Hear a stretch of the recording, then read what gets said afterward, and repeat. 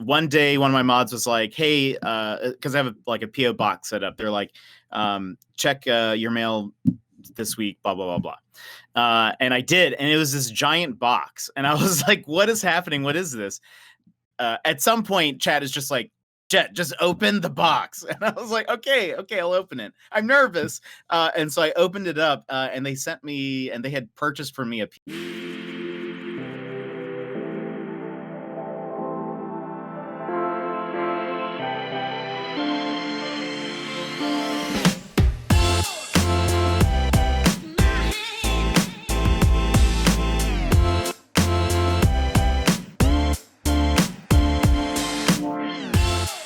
Welcome in, everybody, to the Rambling Gamers podcast. I am Parrot, and today we are honored to have Jetpack Paul, aka Jet, today talking with us, who's also a Twitch streamer. Hello. Welcome in. It's true. Now, Jet enjoys playing Animal Crossing, puzzle, mystery games, and tons of indie games. He is like your top tier variety streamer. If you guys want to listen or watching in, check out one of his streams. We'll have all of his links in his bio below. And yeah, welcome in, Jet. How are you doing today? Good. All of those things are true. Top tier is very, I feel like you're setting a very high expectation. Try more like mid tier. Okay. Well, I know your Twitch bio says you're everybody's fourth favorite streamer. So that's the truth. Maybe that's the way I should have introduced you, but it's a good goal to shoot for. It's much more realistic, I think, this way. You know what? A lot of people find somebody on Twitch, they already follow somebody. So you know what? It's better to start your expectations low, right? And then they work. Right. I mean, I'm not saying I'm gonna be, the next Ninja or anything, or insert popular upper echelon streamer here. Yeah. But I mean, I can be something you have on when you're bored, doing the dishes, cleaning. Yeah, maybe that's what you say. Number one background noise while cleaning streamer. I love that. So the one thing you always do is when I know you do a raid or like follows, you give everybody a fist bump. So I'd love to do like a fist bump with you to get started. Yes. And everybody Absolutely. here, if you started. You have to say wabam. You have to say wabam though when at the point of impact. Okay. All right. So we'll count down. All right. But Parrot, thank you so much for having me here. So if you'd like a fist bump, go ahead and and on the count of 3, 1, 2, 3, wabam. There we go. My fist disappeared for a second. That's how good you are at them. Where your fist is like you're like One Punch Man. Ghosted. So usually I start off with how people got into gaming, but I was reading your about section and it says you live in Alaska. Mm-hmm. And I think you're the first streamer I ever met. So like, I guess, how did that work? Did you move there? Have you always lived there? Yeah. No, I moved here about 10-ish years ago, 11 now, maybe. So it's home at this point. Right. But I can tell it's snowing outside. There are other streamers here. I know. Yeah, you can see. I actually because of so I make different backgrounds for my stream using Animal Crossing. I keep the snow background going way longer than what most people probably think is typical because we still have snow on the ground. Yeah. Our last snow usually happens in May. We usually get one, like it'll melt a little bit. Mm-hmm. Like it'll melt a ton. April is sort of like one of Alaska's like ugliest months because it's like everything is sort of melting. And then we usually get one more snow in May, and then that's like the last one of the year or until the next winter. But so I usually keep this going for a bit. No, I did not know that. I mean, we're in like, the upper right hand corner of the US in New York, and we still have snow, but like next month is kind of our last like hurrah. March, April. I love snow. Yeah. I love snow though, so I'm like here for it. Oh, there you go. But yeah, but we also have like I know that there are other Alaskan streamers that exist. I have not met any of them, but it kind of makes sense that we're kind of a rare occurrence, a shiny, if you will. Like that. A shiny there streamer. Goes. A shiny streamer. He's got the green aura today. It's true. Well, that's awesome. So how did you get into video games? How did you start? Friends, family. watching a sibling? Or how'd that go? I started super young with video games. I think one of my first memories is actually with an Atari. We had an Wow. Atari. Okay. Yeah, so I think we had like Pong Oh, on it. wow.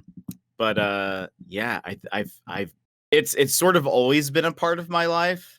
So it's kind of weird growing up when I realized that other people didn't always play video games or as much as I did or whatever, but it's just kind of it's always been a thing Right. sort of for me is No, just all of the games. I mean, I can tell just by watching your streams that I can tell that you kind of been a gamer fan for life. You know what I mean? Like it's always been a part of it. I'm a for you. nerd. I usually at some whenever I make friends with somebody, there's usually a point where I'm like, I don't know if you can tell, but I'm a nerd, and they're usually like, yeah, I picked up on that. So what was the first? So you said it was an Atari. So that was your first console. Like, are there any other early consoles? Do you remember playing? Whether it's Nintendo, Super Nintendo, Sega? Yeah. So besides that, we mostly just had like Nintendo consoles growing up. So I had a regular Nintendo and a SNES. I think yeah, I went from NES to SNES to N64, and then I bought like a Genesis, sort of as like a ooh, there are other things besides a Nintendo. Let's Right. see what this is all about. But yeah, I played a lot of just regular Nintendo and Super Nintendo growing up as well. Yeah, no, I think same here. So do you have any memories that stick out to you when you were a kid, or funny moments when playing games, whether it was with, a friend or family? How did anything that sticks out in your head? Well,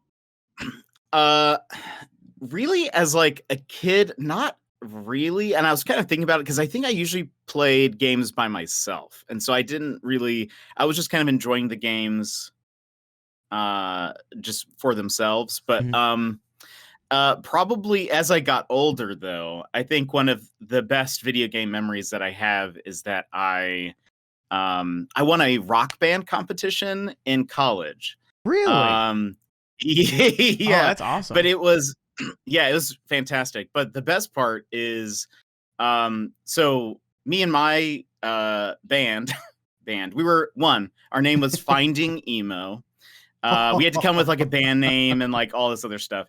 But it was open to everybody, and we were like, oh, this is gonna be awesome. This is gonna be fun. We're kind of nervous a little bit, and then when we got there, we were the oldest people there by I don't know. I feel like most of the other participants were all like freshmen, sophomores in high school. Oh. And then here comes this college band. And so I should say when I won and when we won, the competition was not maybe as learned as we were at this point in time. But we had a lot of fun. Yeah, I mean, that's all that matters. It's true. And we won. There were 3 awards, and we won 2 out of the 3. And I mean, not to toot our own horn, but I'm pretty sure they just gave the 3rd one to another group because they felt it would be weird to give us all 3, all of them. Yeah. So you basically won all 3 awards. We did. Yeah. The one we didn't win was best dressed, which they gave it to then like a group. Not that I'm bitter and I remember this in detail, but they gave it to a team that they only had like giant like wigs, sort of.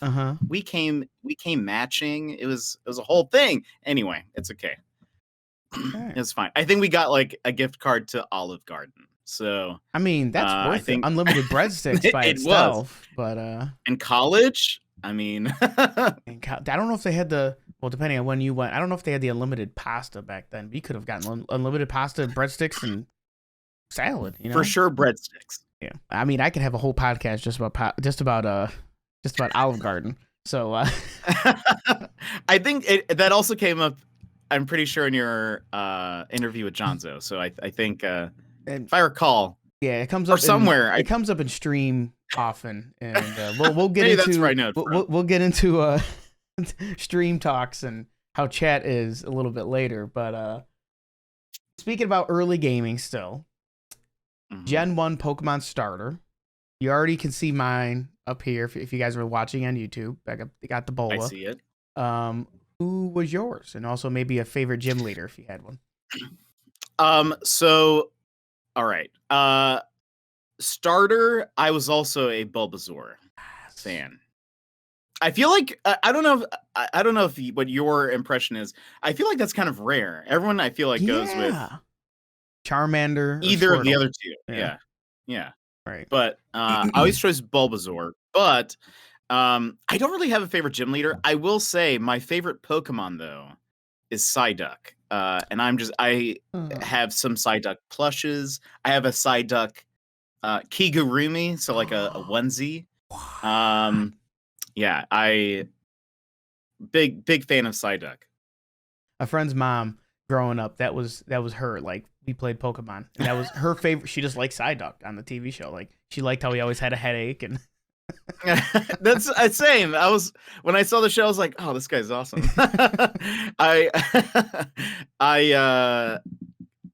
So remind me. So I'm not the like hugest Pokemon fan. I can be upfront with that.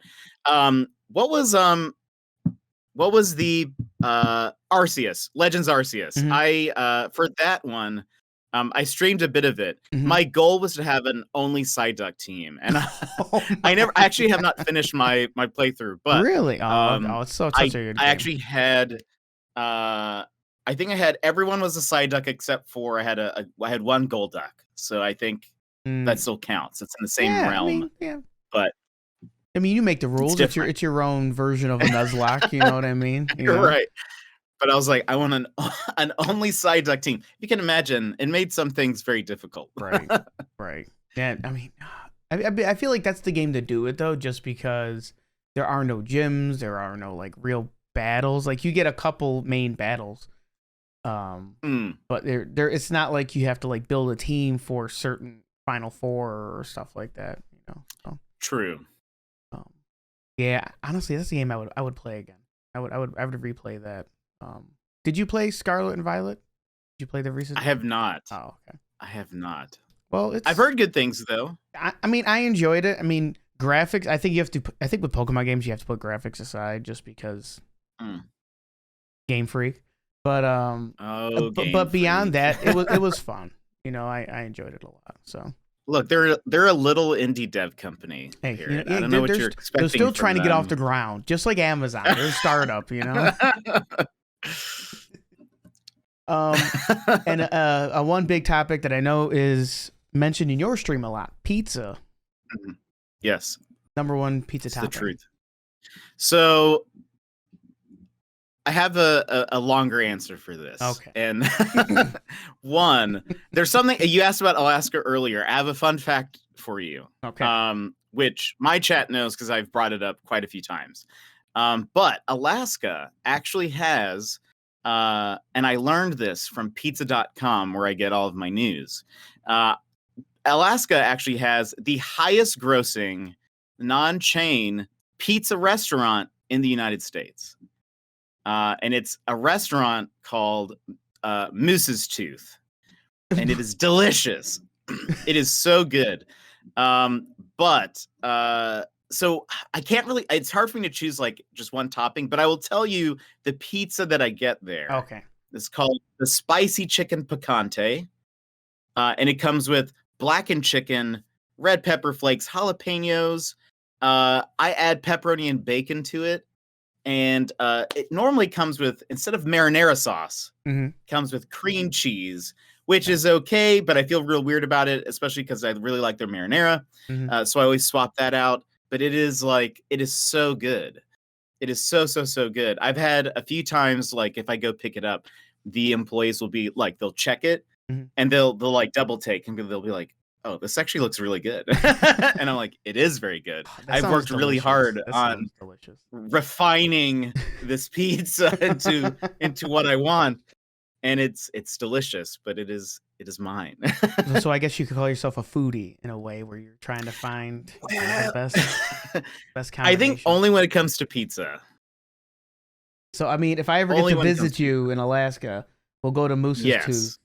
And I've never heard of pizza.com. I'm gonna We're gonna. It actually does exist. We're gonna flash it on the screen. Jonzo, flash it on the screen, wherever you know. It does exist, and it does mention Moose's tooth. So I I don't think it covers any other news. That was a joke, but yeah, that would be funny, you know, in Italy today, you know. Yeah. I would love that. Oh, that would be very fun.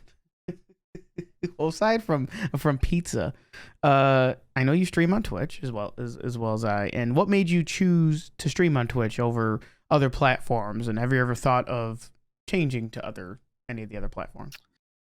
Well, I think at the time, so I don't know about you and what your experience with Twitch was before you started streaming. But I did not ever really go on Twitch before. I think I had actually I did show up once before a long time ago for Twitch Plays Pokemon because that seemed really interesting. Right. And that was kind of it. Yeah.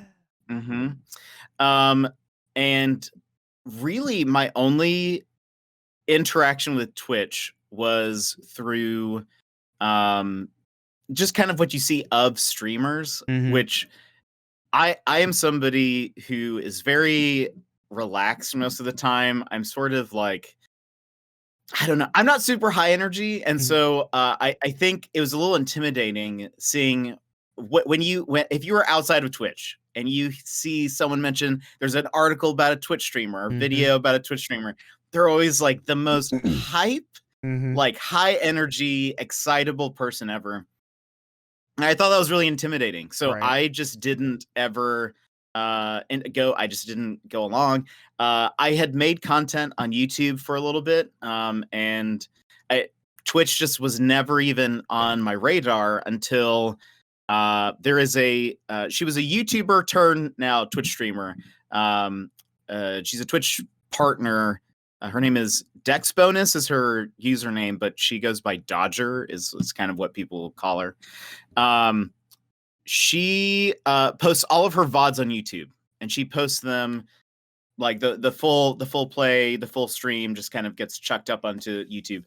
And I used to watch a lot of her older content, and at some point I was just like bored and watching some of her Twitch streams. And at some point I was just watching and I was kind of like, here she is. And she's one of the things that I think really stands out to me about her is that she's very genuine. You can tell when on stream, I'm sure she is a bit like she's giving off a little bit of a more heightened part of her personality, but she seems pretty grounded, pretty genuine. And she plays indie games that I love. And so I was like, my impression of Twitch was maybe that you sort of needed to be this like just super hype all the time, and that's just not me. But that you also need to be playing like just the most popular games of all time. And I was like, but I love, and I'm like, I love playing indies and I love other stuff as well. But so then at some point I was like, I mean, if she has an audience, if she can do this, then that means that it is possible. And so then I kind of just made the leap to it. I already had because for like career stuff, I do a lot of marketing, and so I already had a really nice camera, tripods. I had lights already. I already had a capture card. I was like already set to go. I think I just needed a couple of things, and then I just hit the start button. That's the hardest button to press when you're just like, oh, I'm gonna do it. Tough one. So, yeah, so for me it was just watching VODs, and so I mean, if there are other platforms in the future that I would like go on, it sort of just depends. I think if people are there. At this point, I feel very just comfortable with how Twitch works, and so I'm somebody who's like, okay, once I have a groove, I'm just gonna stick with it. Let's not change up the formula too much. So that's sort of my approach to things. So maybe if it's like, yes, this is the right answer, I should also be streaming on this other platform, but for the time being, I'm just gonna be here on Twitch. I wonder how other people got on as well, but I had a similar path where I was watching. I love watching a lot of like Mario Maker. I don't know. Yeah. I don't know why. It's just it like I could fall asleep to it or I could watch it while I'm eating lunch. It's just I love seeing somebody playing like the Kaizo levels. So back probably 6 years ago, I found people that played it, Grand Pooh Bear, Barbarous King, and I would just watch. And I would only watch them on YouTube though. Only watched YouTube. And I saw they were streamed on Twitch, and I never thought I'm not gonna get on Twitch. I want to watch an edited version of it, you know? And then the longer I like them, I'm like, oh, like the longer the VODs were, if they were, you know, for whatever reason, I'm just like, oh, I want to actually just catch a live stream. And then I had a similar story where I had an architecture, so I have a decent setup, decent graphics card. All I needed was a capture card and a camera. And I was like, well, I guess I'm just gonna try it. And I don't play Mario Maker. I play Animal Crossing and other Nintendo games. But yeah, no, it's I think a lot of people probably can, you know, feel that they probably started a similar way, catching VODs and catching, you know, pre-recorded stuff, you know. For sure. And I think I mean the games that she was playing also at the time, she was playing like, do you know what Picross is? Or like nonograms? Sounds familiar. Picross is like, it's like a numbers logic puzzle game. You make little like it has a whole bunch of numbers. Sort of like Sudoku, but not really. I love Sudoku. But basically you just fill in all these it's Sudoku-ish, not quite, but basically based on numbers, you fill in certain blocks, and then at the very end, it creates like a little sort of pixelated image based on all the blocks. That I'm looking it up. We'll throw it on the screen, a little Picross logo, so people can see that. And sort of similar. I mean, though I would say Mario Maker is much more interesting and engaging, probably naturally. But like I was watching and like fully invested in.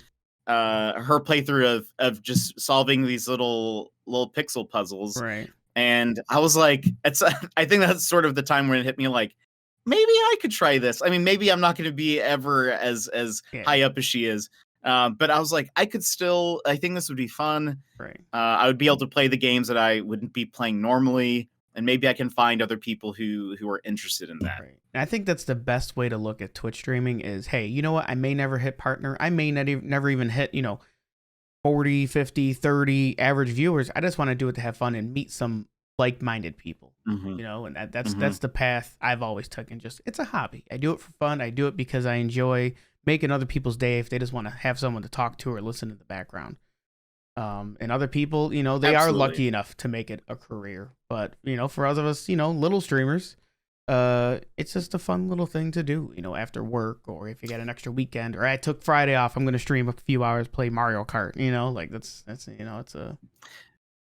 For sure. It's definitely something that you have to kind of take a day at a time, I think. Right. I mean, plan ahead, but like, like take a day at a time, just be like, all right, we're just gonna, today, because like you said, pushing the start streaming button is one of the hardest decisions to make, and that can be even from a day-to-day basis. And so just sometimes, even deciding, all right, I want to take, or I'm going to stream today, or I'm going to stream tomorrow, this is what I'm going to do.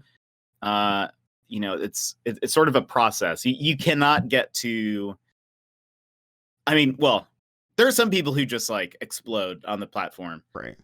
And more power to them. But like I've known some people who've said, who've asked me, how can I start making money the fastest? Like that's in not medium, the like to try. This ain't it. No. Like every time they've said that, I'm like, I mean, like if that's sort of your, like, if your direct goal right now, like you're probably going to be very burnt out and disappointed real fast. I mean, that's anything in life. If you want to be successful, it takes time. You know, even the people that do blow up, you have to, you know, sustain that. That's not, you know, it's not easy to keep everybody entertained. You're an entertainer. You know, people want to listen. They don't. There's a percentage of people that will just put you on, whether they have you on in the background, but for the ones that are staying active in chat, or if they're popping in out of lurk, you know, you have to kind of do something that will engage them. Absolutely. If you want to make money on it, yeah, maybe go buy your car wash or something. I don't know, or a gas station. Yes, the moneymaker. Ah, yes. But sticking with the streaming topic, I know a big portion for you is you're a family friendly streamer, and I have a few friends that Yeah. either decide, and I think that's something you gotta kind of figure out from the beginning. But is there a reason why you chose? Okay, I'm gonna stay family friendly. Is it just a personal, like this is just how I am, or I want everybody to be able to watch? What was your thought process with that? Yeah. Well, I think so. First off, I think coming from my marketing background, I tried to have as much of my stream set up and good to go and sort of polished as much as I could. I tried to think ahead of time. Like I was watching some streamers as kind of research and was sort of like learning what I liked, what I didn't like, and whatever. And so one of the things that I decided when I was then moving towards, all right, I'm gonna hit the streaming button in a week or so. Mm-hmm. What do I need to get set up? One of the things, because it, in the settings, or whatever, maybe when you start streaming, it even asks you, is it going to be like a mature channel or family friendly? Right. And from the get go, I was sort of like, I think I'm going to go family friendly. I think for me, that choice was I want to make my stream environment as easily chill, welcoming, uh, very approachable, just for anyone that comes in. Mm-hmm. And I think just for me as a person, it would be easier for me to do that in a family friendly environment. Right. There are people who were able to do that in without it having a family friendly setup or chat or whatever. But I think I was, especially being new to Twitch, being sort of easily distracted and kind of, I was like, am I really going to be able to moderate and do that kind of stuff? Because at the time I didn't actually add mods to my stream until like after a year of streaming. Oh, wow. I just did it on my, I was very like, all right, I'll add them when I'm ready. I don't know. Let's kind of feel it out. Let's see who's kind of interested, who sticks around. But so it was sort of like a, if this is the expectations that I give to the community, I feel like I can do my job as a streamer easier and make it just like, all right, let's not, get too heavy into like politics or anything else. Let's just sort of like, let's just keep it chill. Let's, kind of remain positive. I mean, people still share, harder stuff and all that kind of stuff, but it's like, let's just, it's just easier for me to manage. I will say I have not let that, because I talked to a few different family friendly streamers as time has gone by, and I've asked some questions about their game choices and all that sort of stuff. I will say I have not really let family friendly stop me from playing any specific games. For the most part, I think my approach to them, like if we do, we've played Ghost of Tsushima and we played Disco Elysium, which is probably one of the most mature games I've ever played in terms of just what the topics that they go over. But one of my approaches to that as a family friendly streamer is I'm not going to really like glorify or focus on any of the super mature content. Like if there's, I'm not going to be like, all right, now we're going to go do something that's just super mature. It will make everyone feel a little uncomfortable. Or I, at the very least, I try to give like warnings. So if I feel like the game is going to have just even like harder topics, or like could be, mental health related, or it could just be, discussed, or it could be stuff that they show. I will have like a exclamation point warnings in the title, and I'll have it set up so that way, so that way they can see.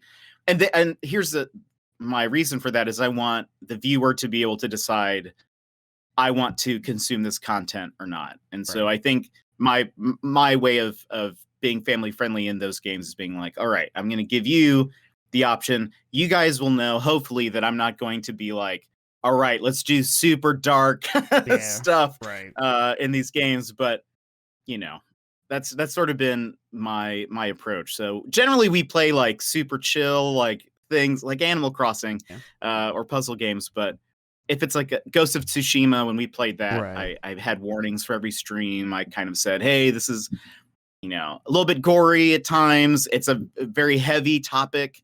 You may not want to watch it, and that's okay. We'll I don't just focus on one game during the week. I'll have like, all right, we're gonna play Ghost of Tsushima, and then we're gonna play like a really soft, nice game.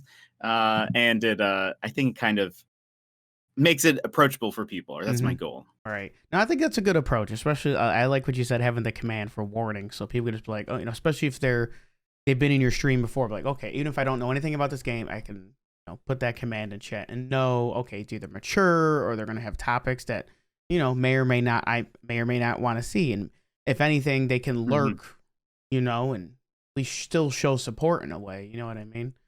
For sure, yeah. Have you ever met a streamer or a mod or anything in real life? Have you ever thought about doing TwitchCon? I haven't. Being in Alaska is kind of hard to leave. It's just expensive. And we have Canada right next to us, so I can't just easily drive, somewhere. But so I haven't. I think it'd be great to. There are plenty of people that I've met through streaming that have just been like, they're the most awesome people ever, and I'm just mad that distance exists. Yeah. It would be cool to do like a big streamer collab one day or something. Right.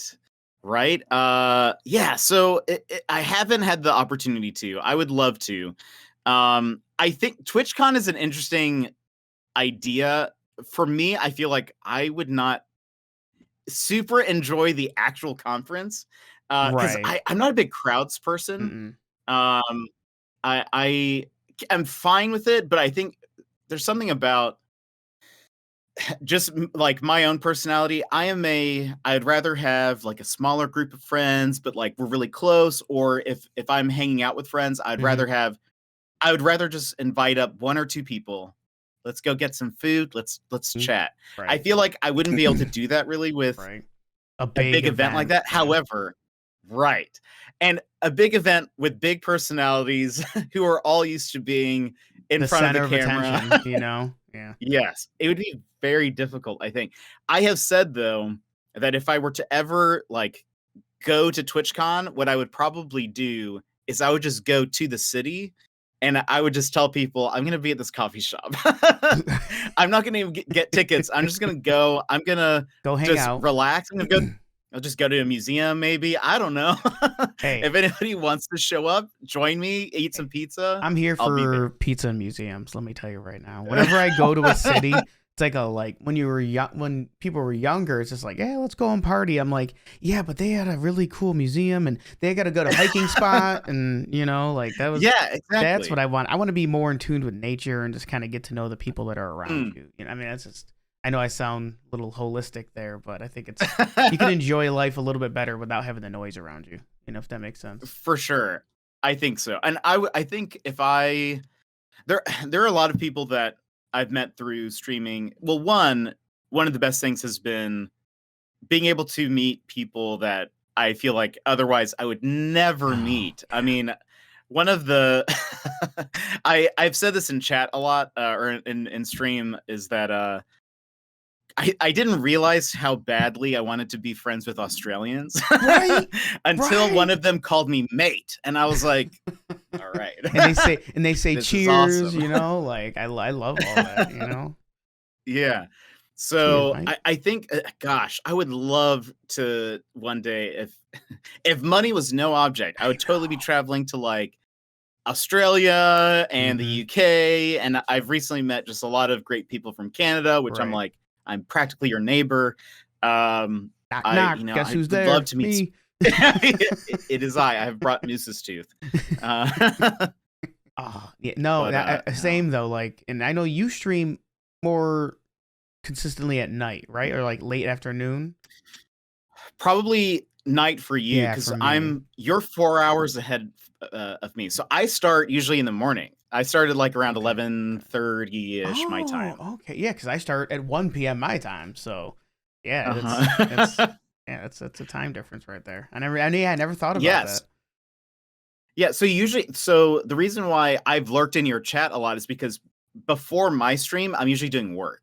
Right. Same here. So yeah, so I'm like, just I'm there, I'm listening, but I'm like designing stuff or doing Right. whatever, and yeah, so it's time differences are so weird, but yeah, Right. so it's I usually start morning for me. I usually start streaming with some coffee, Right. and No, it's good. I think it's a good way. One of the best tips I got was, to start streaming and to start with just chatting, which you normally do. I think for like a good hour, you said the other day, you just drinking your coffee or just having a conversation, Yeah, and that's something like watching. I mentioned her before, but Dex Bonus. That's how she starts her streams, or did. She kind of switched it up recently.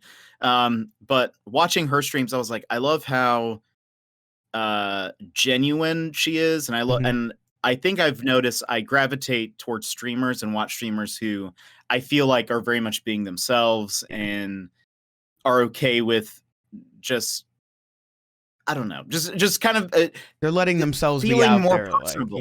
yeah. No, I agree with that. And you feel Yes. more of a connection. And I think that's why a lot of people, they gravitate towards smaller streamers because their voices can be heard. I've heard a few people, they said, yes, I stopped watching so-and-so because they got big and I got lost in the sauce. You know what I mean? Like, Sure. you chat and it's like, whoop, and it's just like, Yeah. A lot of people I think like around the 20 average, 20 to 30 average, 10 to 30. Really, that's the average they like because they can get to know everybody around the chat and they can actually have a conversation with a streamer versus, hi YouTube, and it flies up and you're in the VOD. For sure. Yeah, for sure. I totally get that too. And I'll say like, so I started off doing the just chatting portion really early on. And very difficult at times. Yeah. There's some days where it's easier than others. Even just from not just from like a do I have something to talk about or not, but from there are some days where people are very busy or your numbers are kind of low, and so people just aren't there. But I pushed through it. And it's helped, honestly, because there's still I was talking to someone the other day, and they were like, I really love your stream. They're another streamer. They're like, I really love your stream, and your chat's always going, and it's just the flow is really nice, and whatever. And one of the things that I was like, I appreciate that, thank you.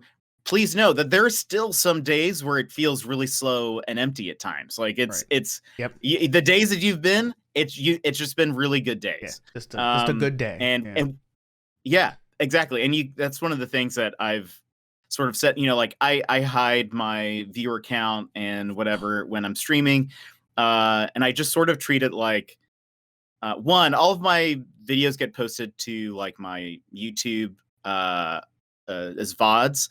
And so part of me has been like, all right, when I'm talking and there's nobody there, I'm going to just pretend that I am talking to the person watching the VOD later. Yeah, that's a good way to look at it. That's going to be my like, yeah, that's my motivation. Is there might never be. Right. There might be somebody who watches the VOD later. I want them to feel like I'm engaging with them or whatever. And shout out to that person listening right now. Thank you. Whoever you are. And honestly, shout out to the early viewers that follow you, that find you, and you're that 1, 2, 3 viewers. You guys don't know how much that means to a streamer. Like, I've done that before. It could, I'll try to say hi to a streamer that has just a couple people in there, and it like, I know it happens to me. Your face, like, you're like, oh, someone to interact with, and they're not being a troll, and they're not a famous bot, and it's like, shout out to them. It's so true. Yeah. It's just the other day I was thinking about this. I have a few community members who are still around who followed me within like the first few months of me streaming. Oh, wow. And thinking about it, I'm like, why? Why are you still here? Because I mean, I would say, sure, I think I approached streaming with like a little bit more polish than maybe some other people had, just because I already had all the equipment and that's sort of my marketing background. yeah, has like I'm more like, all right, how does it look? How does it compare to what other people are doing? But still, even just my comfortability with the camera and what all of that has uh grown over the years. So part of me is like, man, it must have been real rough at the beginning. I feel like when I How did first you stick started around? streaming, like it was just quiet, just not much going on. How much of Twitch did you like really engage with like the community before you started streaming? Zero. So Okay. the only I had So, one friend who started streaming a month before I did. So like he would mm, raid me when I first started. We were playing a similar game, Ninjala, and that was kind of like a good bump for me. And we like a couple times we would stream together, and that kind of helped as nice. well. But really, I had no following anywhere. I started my Instagram, Twitch, YouTube all at the same time, which let me tell you right now, guys, is hard because don't look at the Yes. metrics, just being like it's going to be a rough ride, but Hmm. maybe you'll get lucky, or it builds up. It just takes time. How did you when did you did it take a while for you to get like Twitch lingo? Like things like pog Okay. or like if people say just even like that is Okay, so I were you had a already in the know? background. I already had a background because I watched YouTube VODs of Twitch streamers. Okay, So I fair. got poggers. Fair. I got a lot of the things. The Omega lol. I understood things. Mm, But and then I started actually watching people more. It was during the pandemics when I started. So I would watch. Well, I started watching T-Pain because I was like, why nice. All not? right. And I would sometimes just chat just to say the wildest things. I said my chat is tired of these stories. I tell him all the time, and I said the wildest stuff, and he would actually respond to what I said, and he'd be like, Love it. "Absurd! What are you talking about?" I'm like, T-Pain. He said my Twitch username, not even my Yeah, real yeah, name, and yeah. but yeah, you I think if you're gonna start, definitely start watching other people and start just chatting. Don't Hmm. say you stream. Just at least that's the way I like to do Correct. it. I'd like just to, Yeah. hi, how's it going? Oh, I like this game. Yeah, I play it too. Let the streamer either figure out Hmm. or like a mod or somebody figure it out, because it's really tough as a streamer for someone to come in brand new first day, first week, and Uh-huh. oh yeah, I was thinking of streaming this game. It's like, okay, first of all, hey, nice to meet you. You're a fellow streamer. Hmm. But it could be tough when you're trying to you're creating your content right now. Mm, And and everybody does it differently. Some people are completely fine with it, but it throws me off my game because I'm just like, okay, how's for chat sure. doing? And then they say it, and I'm like, oh, you stream? Okay, let me give you a follow. But it can be, you don't know what their intentions are. I think that's the best way to put it. You Yes. don't know their intentions. Absolutely. Are they coming in once and saying it and never coming back? I've had that. Or are they going to Hmm. keep coming chatting? Then it's like, okay, well, at least you're staying a part of my community versus getting a few follows. And then it's kind of Absolutely. sad. It kind of like, I was trying to make a friendship with you and you just did that. So, Yeah, totally. And so as somebody who's a family-friendly streamer, I have been also very careful about like the communities that I recommend oftentimes. Like mhm. if someone does come in and they mention they stream or whatever, I usually don't mind if it's just sort of like an in passing and Right. it seems like it If, fit the if it went with the conversation well enough. conversation, yeah. Then it's like, okay, that's fine. Especially if I ask or something, that's great. But I'm still usually very careful until I've seen their stream before I start like giving them a shout out or anything. Because part of me is like, with Animal Crossing, when I streamed that more, I had I think just like younger people also in the chat as well. So I was sort of like, all right, I'm not gonna. I want to be careful who I suggest to people Yeah. to watch, but kind of on your point, I was going to mention that there have been times where I've had people who um would, even though we have like a no self promo type Mhm. of rule, they would pop into chat, only talk about their stream. If I ask like, "How's your day going? Really? How are things?" They would only talk about their stream and then they would leave, and then they'd be like, "All right, I got to go." And that was their Huh. interaction every Huh. time. And so it was sort of like I had to uh I didn't want to uh do anything too drastic, but I kind of just over time, the way I dealt with it was to sort of downplay whatever it was that they were kind of promoting. Right. Not like talk it down, but just like, okay, cool. And I wouldn't say any. Like I Right. tend to read people's comments. I wouldn't read theirs out loud, and eventually they just kind of stopped showing up. Right. And so I was sort of like, they weren't really ever really a part of the community. Essentially, Right. they would just show up, say hi.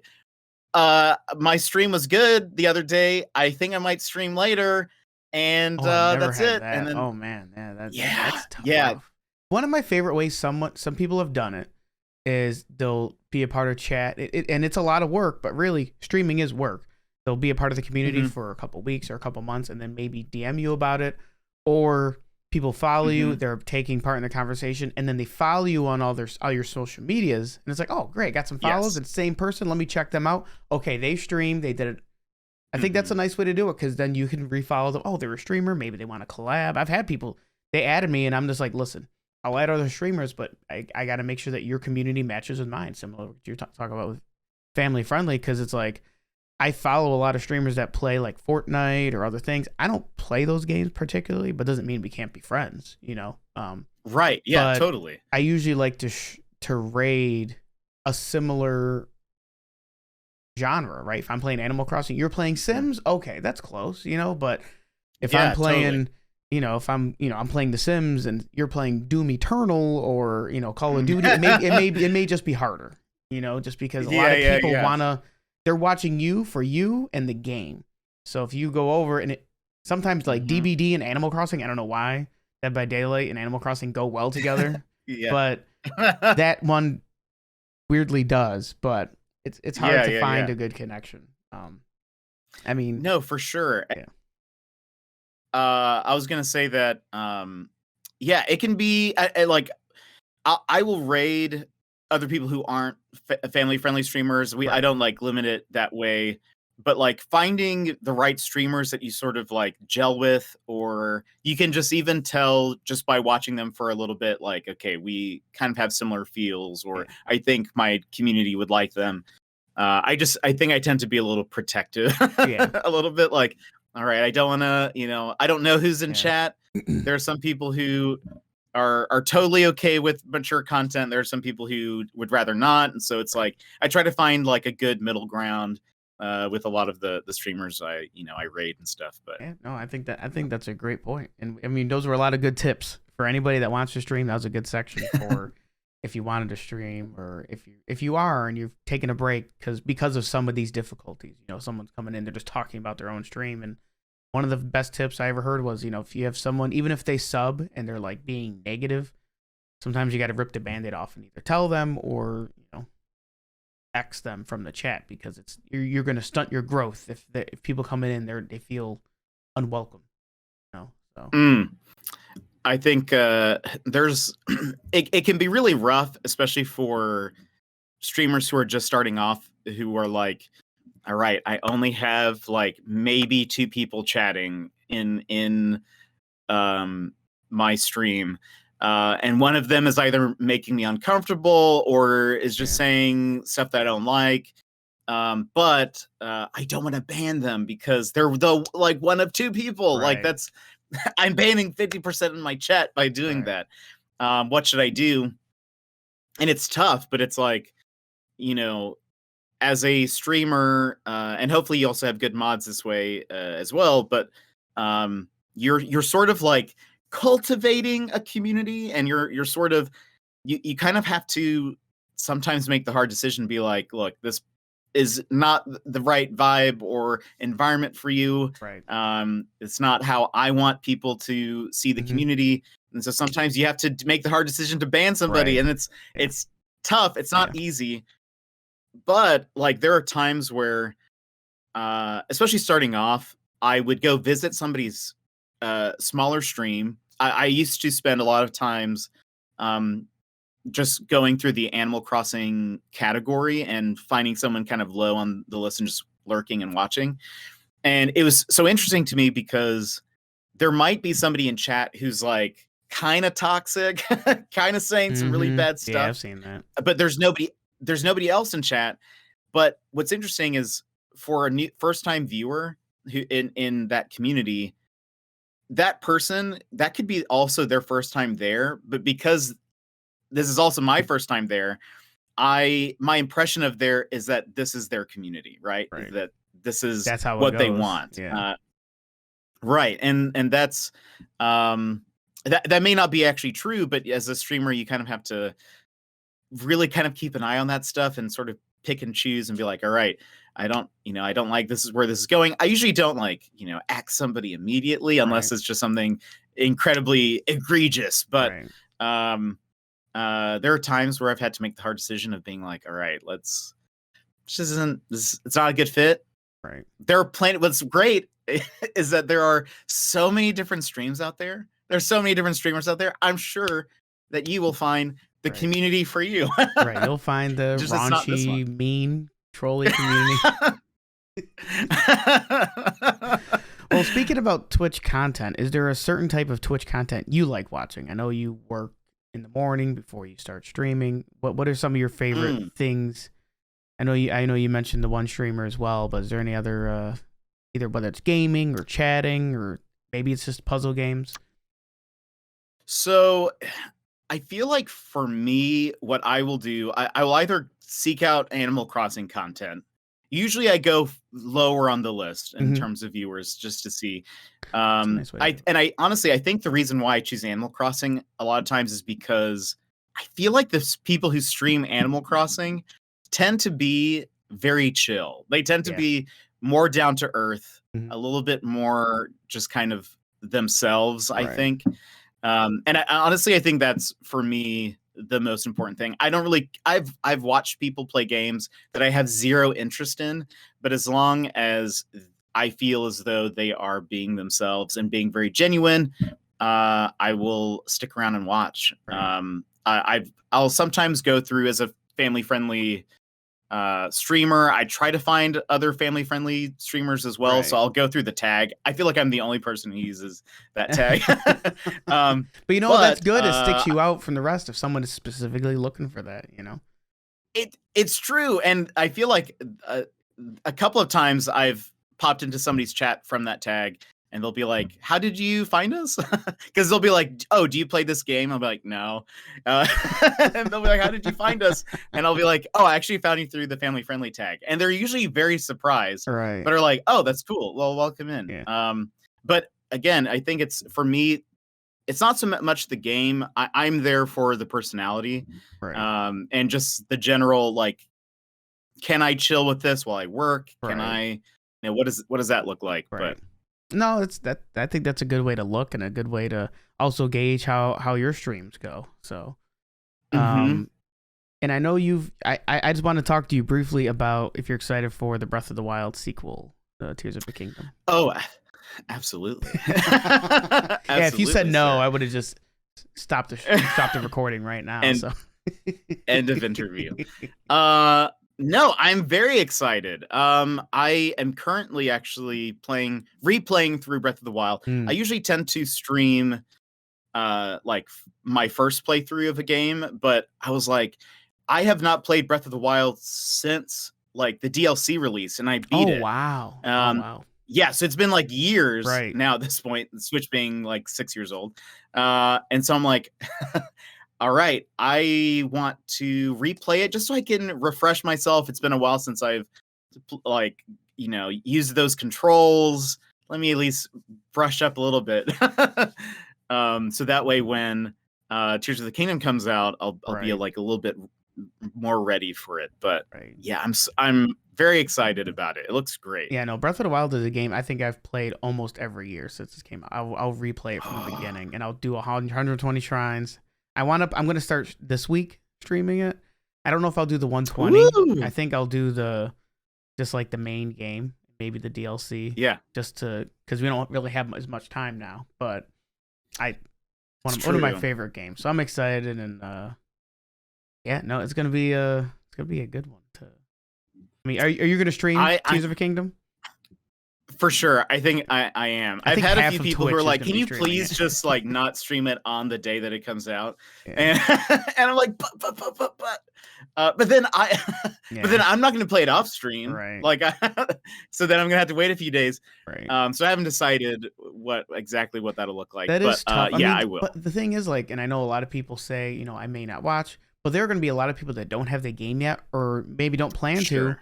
They're going to watch. I've had a few. I don't care about spoilers. I want to see the game, and I'll enjoy it when I get to play it. But I guess we're kind of getting towards we're at the hour mark. But I guess we kind of talked a whole bunch about streaming. But can you give me real quick a favorite and maybe least favorite streaming moment? Sure. So favorite moment, or one of the favorites, would probably be last year. My community has been very awesome and supportive, and I was mostly stream. So I don't stream off my computer. I mostly am a console boy, and so I stream a lot on my Switch, and I was streaming on my PS4. And there were a lot of games that I would mention that I'd say I'm saving this until I get a chance to get a PS5, but because of money, as well as the PS5s are impossible to get a hold of, we'll just save those for later. And it kind of kept coming up, and one day one of my mods was like, hey, because I have a PO box set up. They're like, check your mail this week, blah, blah, blah, blah. And I did, and it was this giant box. And I was like, what is happening? What is this? I think I got the box, and I messaged out on Discord like, oh, hey, I picked up this box. I guess we can just open it up tomorrow. And everyone was like, you should open it now, stream it right now. And I was like, okay. I was like, where's this enthusiasm the rest of the time I'm streaming? This is weird. And I started stream, and again, it was like everybody was there at the start of it. And I was like, what? I was like, usually there's like, yeah, I was like, there's usually a buildup of time when I start. Like, I usually, starting soon, and then it slowly goes up. But everyone was sort of there, and I was like, this is weird. I was like, okay, well, I chatted with them for a while, and I could tell they were starting to get a little impatient with me. It was really funny in retrospect now. But I at some point, Chad is just like, Jet, just open the box. And I was like, okay, I'll open it. I'm nervous. And so I opened it up, and they sent me, and they had purchased for me a PS5. And it was just unbelievable to me. I was just, there was a lot of like, God, what? That's awesome. What? Man. That's awesome. I was there was just, I was very confused, and it was, my mods had created like a different Discord and had like invited like a lot of the regulars in there to organize it, and it was they funded it themselves and they sent me that and like a couple of games and like a PS5 like headset thing. And so it was like a whole bundle. They sent me like a page with like notes from each of them and stuff. It was super sweet, incredible, and my heart. Yeah, I've kept the letters and stuff of from everybody, and it's one of the sweetest things, because I was like, I don't why did you do this? I'm someone who's very like, because of financial situations and stuff, I'm usually very like frugal and kind of like, okay, we got to be in the right place to make these bigger purchases. And so for them to be like, we enjoy your content this much that we would buy you, something so awesome as that, and like hard to find, whatever. I was just like, okay, this is incredible. So what's been great is there one of the things that I have realized over streaming, I'm now at we'll hit 3 years in May. I feel like Twitch sort of comes in seasons. Like, you might have a season of growth and a season where everybody is sort of there, and then you might have immediately after that a season where it feels like everything has slowed down. Follow count and goes down. Maybe follow count goes down. Your regulars might just be busier, and that's the thing, is like, you never know what's going on in people's lives. But any of those times where I've maybe had like a slower season and maybe a part of me starts to think, oh, like maybe people aren't enjoying the content or whatever. One of the things I always go back to is like, wait a minute. They bought me a PS5. They did not need PS5. Yeah, you hush it. Yeah, I'm like, they didn't need to do that. That was like, they didn't just do that for the lulls, for the memes. So I'm like, yeah, right, we sure I can got him. Yeah, we got him.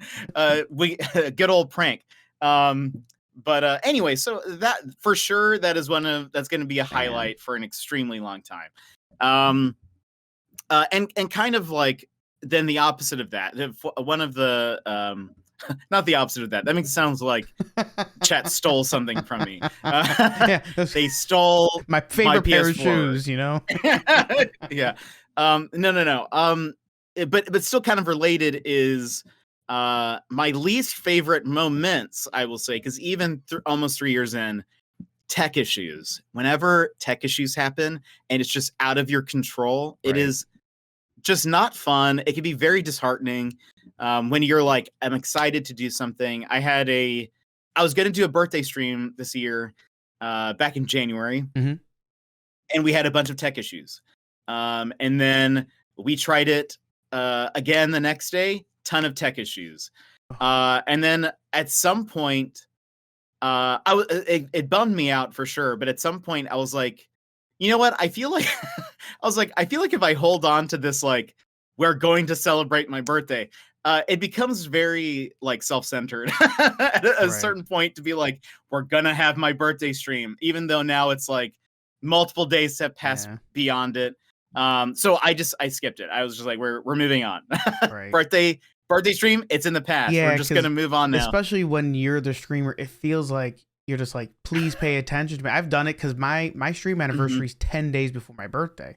So oh wow. So it's bad because you miss your two biggest days, your birthday and your stream anniversary are like the biggest celebrations if you subathon or just have people there. So usually I just combine it. I'm like, I'm not gonna do two a week apart or the same week just because to me it's just asking for too much of the community. So I'm just usually like, happy birthday-versary, you know, like just do it all at once. And it's near holidays as well, so it's hard to ask people to, you know, I mean, and that's just the empath in me thinking that way. But then you get chat that goes, no, we want to support you anyway. It's just like, you better listen. I'm in charge. And then they slap you around a little bit and you're like, okay, you know, and no, you see, I'm great with celebrating other people's birthdays, but I think at a certain point, it's like, if I'm like really pushing for it, it's like, okay, well, because this year I was busy during my birthday, and so there was like a delay for it anyways. And then when all the tech issues happened, then it was like it delayed even further. I'm like, all right, we're getting like multiple weeks past now, and it feels weird to me to be still harping on let's celebrate my birthdays. Let's just skip it. But one of the things is with tech issues, I think is even though I know it is not my personal fault that something isn't working, I'll be like, I'll feel the responsibility for it and just be like, why isn't this working? Like, I want this, you know, people are like, no, there's no stream. And I'm like, I know, I'm trying my best, but something is just, so that can just be very disheartening. But I don't know, you just got to push through that. And I've talked to a lot of like newer streamers, and that's one of the things I tell them is like, look, there might still be hard days where sometimes they're like, I'm just trying to get my sound perfect and like it's never everything gonna be perfect before. I'm like, no. And you know what, it's gonna work great for like months, and then all of a sudden it's just not gonna work. And you're gonna have no idea, and it's, you know what, you just have to work through it. But you can't let those little bumps completely stop you. But for sure there are those days I'm like, oh, I'm just sad. Well, I know we're getting to the end here, but I want to ask you a few more questions. And one, because you like indie games, I would love to hear a couple games you recommend to people listening. Yes. Okay. First off, if you can handle like a bit of maturity, it is honestly probably one of the most mature games I've ever played, topics wise. Visually, they don't show you much of anything, but it is just the topics. Disco Elysium I've streamed it last year, and it is just one of the best games I've ever played. It's narrative heavy game, lots of text, but it's all the newer version it's all voice acted. I actually hired the narrator voice actor to do most of my alerts on stream because I love the game that much. That is so cool.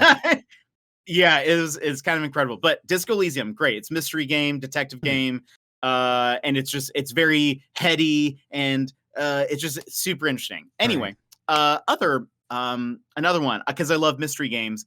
Return of the Obra Dinn is a game. It's on the Switch. It's on other stuff, but it is a game where you're trying to figure out, like a ship has docked and everybody is gone, and you're trying to figure out what happened. You actually have to. The gameplay is figuring out what happened to like the 80 people on the manifest. Oh wow! And you have a special tool that allows you to see like a frame in time, like you go back to a moment. And so you can see like the action and it's all like frozen.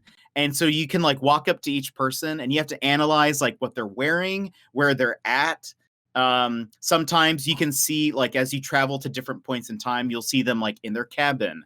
And so then you have to go back to the cabin manifest and you have to see, okay, this is probably this person or this person's a doctor. And then you have to mark out like why are they missing? Right. Like, did they survive? Did they die? How did they die? Etc. And it's incredible because it's a mystery game. One of the things I hate is when they give you a whole bunch of clues, but you realistically cannot solve the mystery because they're hiding something from you until like the very end to surprise twist you. Return of the Obra Dinn, you can actually solve all of it without technically guessing.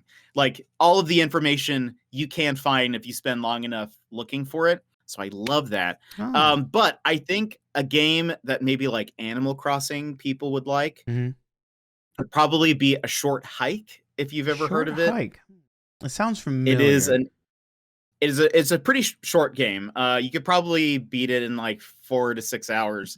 But it is you play as a bird, like an anthropomorphic bird who he's visiting. Like I think his aunt or grandmother owns or is like in charge of like a national park or like a little park, and you're just trying to get to the top of the peak. And that's like your little journey, but it's like you can talk to all the people who are like running around the mountain or cycling or doing whatever, camping, climbing, whatever. And like the writing is really funny and it's just very cute. And a very similar game that just recently came out though. A Short Hike has been out for a bit.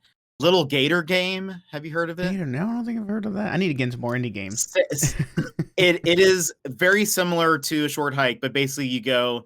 You're this kid Gator, and your main goal is you want to play imaginary games with your older sister who has like just come back from college and is maybe a little more like jaded and less like, you know, she doesn't use her imagination as much anymore. And so it's you running around like a little island, and it is so cute. You meet all these fun little like animal characters, and it's just so good. So I would say if you're like mostly into Animal Crossing, I would say A Short Hike and Little Gator Game are like perfect games. Those are great. Sometimes I like playing games that I can beat in a stream or two. Like when I beat Stray, I think it was like 2 streams, and it was like a nice little bite-sized nugget of a game where it's just like chat got into it, I got into it, and then you beat it, and it's like, oh, well, there we go. Now we can move on to something else. It was great. You could talk about it still, but yeah, I think I need to look into more of those little nugget of a game where it's just like, oh, 2 or 3 streams, it's done, and then you can move on. Because I know, I know we've talked a whole bunch about streaming and stuff, but sometimes I feel like it's stale if I play too much. You know, I'm just like, are people gonna get bored if I keep doing this? And you know, even if I'm playing Animal Crossing, well, let's switch to another part of the island.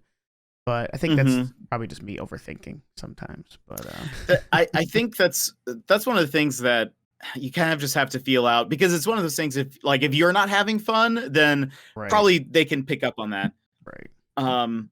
But I love playing little games that we can maybe beat in a sitting or two, and then it just sort of refreshes it, because that's how I'm playing like Breath of the Wild, is we'll play it maybe 2 or 3 times a week, and in between I'm playing other stuff just to kind of keep it fresh and it makes it easier for me anyways. I think to stay engaged. Yeah, because like sometimes even if you're having fun with the game, or if chat is, sometimes it's like, all right, we're gonna mix it up, because sometimes other people come in. They come in like, oh, I saw you switch to Mario Kart. I'm gonna pop in and play with you. For sure. Happens. So, but last few questions, and I always love asking these to everybody. A pet game. You have any pet peeves, gaming related pet peeves? Yes. So actually, Jonzo took one of mine, so I'm not going to say that one. Which he said, like, selfish gamers, like people who like take items when they should share them if it's like a team game. 100% agree with that. I will say two things though. One, people who are on their mics, please check the batteries in your smoke detectors. Because it seems like so I play Apex off stream a lot, and I don't really chat with random people, but sometimes I'll have like, at least I'll see how it goes, and I'll hear other people's audio.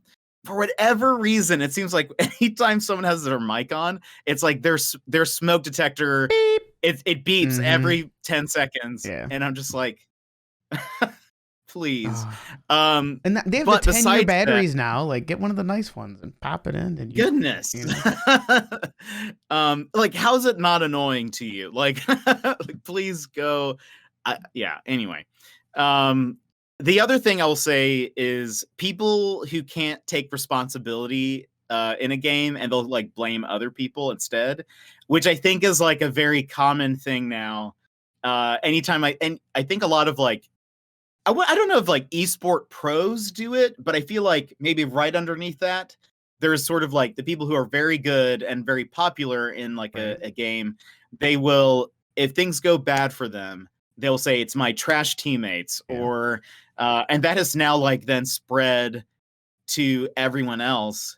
There are so many times where I'll be playing like I will say Apex has not been as toxic as other games, but it's when I've been playing the most.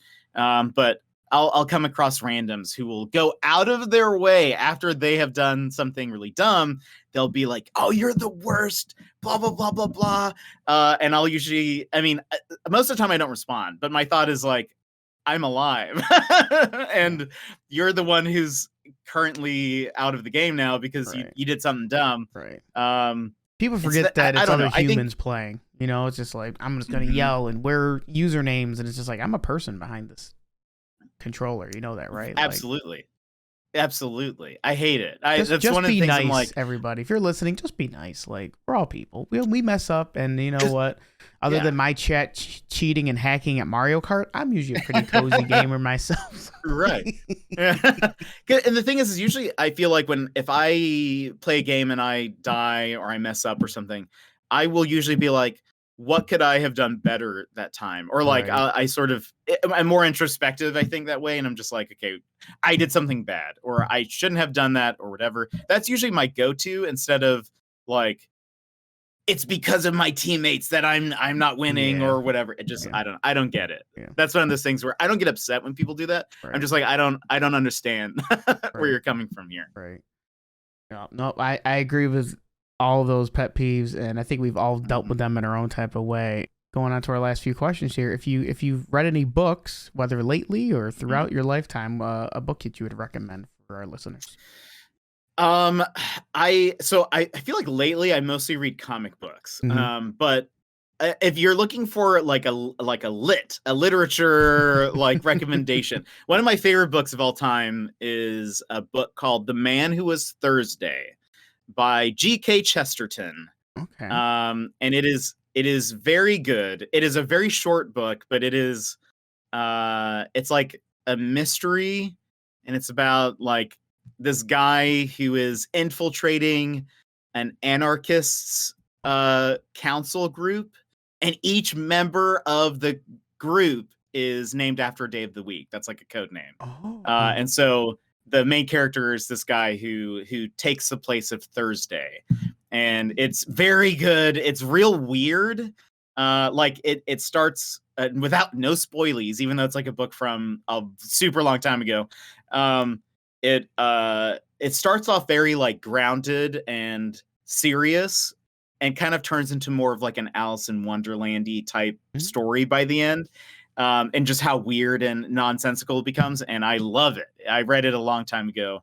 And even thinking about it, I was like, I should reread that soon because it was. That sounds like my kind of book, so very I might look into that.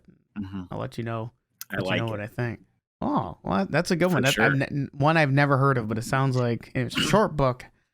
Nice, easy read. That sounds like my cup of tea. But absolutely, another one that most people can answer: a favorite TV show or movie.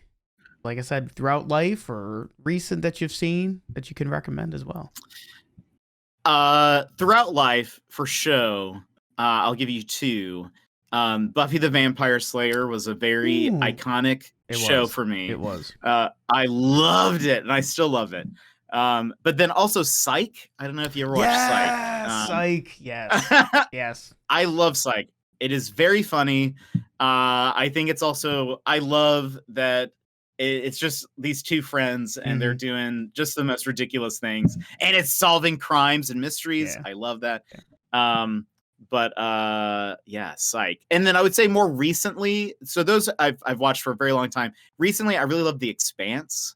Have you ever? I've heard my mom told me about that. So it's on my it's on my list.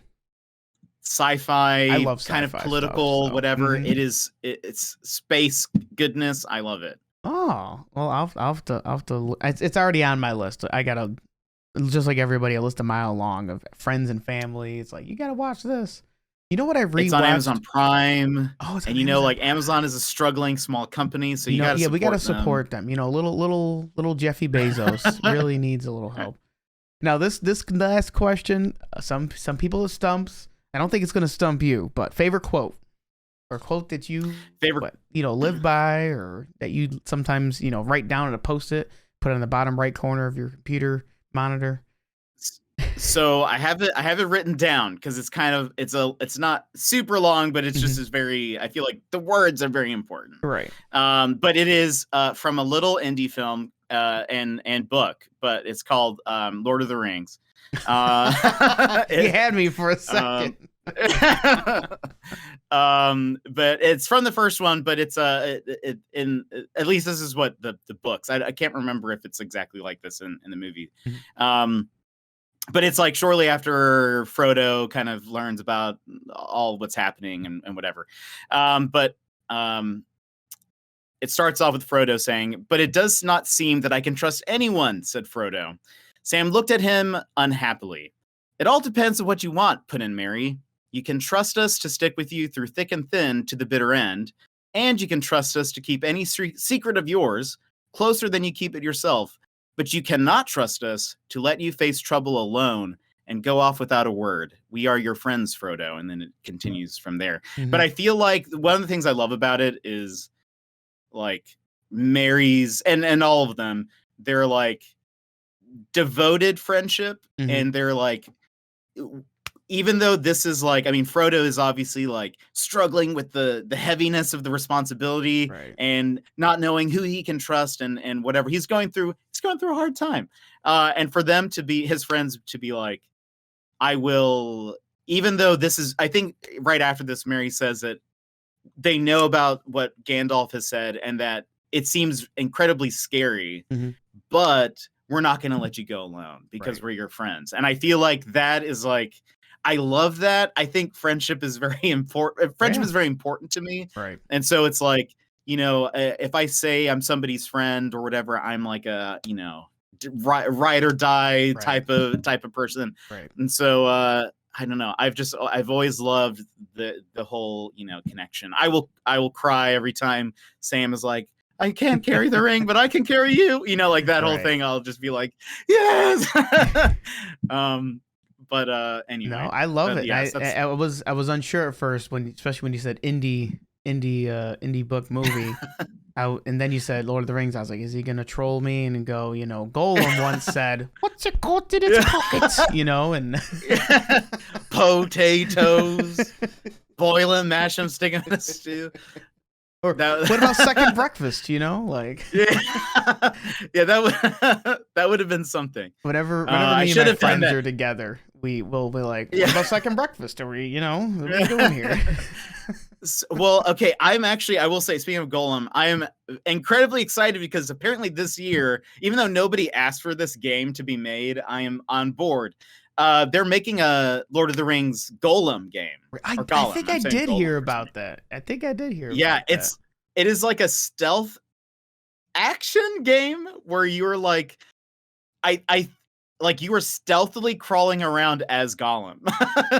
And you have to like avoid guards. I think you may even like, I don't think he assassinates them, but there are a couple of like flashes of gameplay where it's like, what's happening? What's going on here? Is he like, it's very it looks very Assassin's Creed, but you're like a tiny hobbit in a loincloth. And I'm like, all right, well, what more do you need to ask for? Yeah. Sure, I'll play this game. Yeah, well, if it's on PS5, now you can, thanks to chat, you know? It's true. It's true. I think it will be, so I'm gonna 100% play it. I've told them that when the game comes out, I'm gonna deny being a variety streamer. We're only going to be a Gollum streamer from now on. Well, I hope you get the the bald wig and the cosplay 100%.